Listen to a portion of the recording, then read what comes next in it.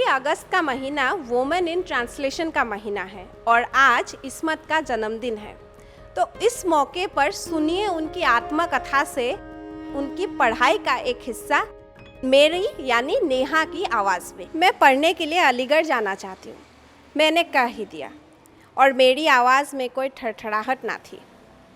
पढ़ती तो हो अपने अब्बा से।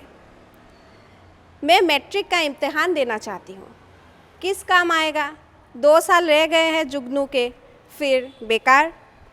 मैं मैट्रिक करना चाहती हूँ, मगर ज़रा सोचो क्या फ़ायदा है। इससे बेहतर है तुम खाना पकाना और सिलाई वगैरह सीखो। तुम्हारी तीनों बहनें कितनी सलीकामंद है और तुम। मुझे सलीका से दिलचस्पी नहीं, मैं पढ़ना चाहती हूँ। नहीं, बेकार, तो मैं चली जाऊँगी। कहाँ चली जाओगे?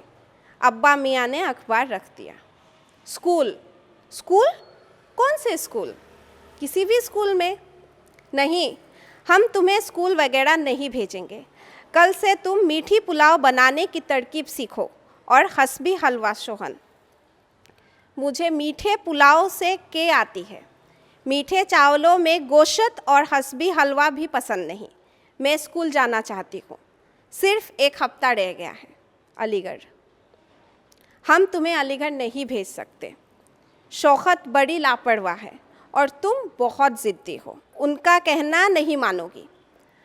कोई ऐसी वैसी बात हुई तो ख़ानदान की बदनामी होगी, तो मैं खुद चली जाऊंगी। मेरे ऊपर भूत सवार हो गया। कहाँ चली जाओगी? कहीं भी, बस यूं ही चल दोगी? हाँ, घर से निकलकर टांगा लूँगी, वहाँ से स्टेशन जाकर किसी भी डब्बे में बैठ जाऊँगी, फिर वहाँ ईसाई हो जाऊँगी।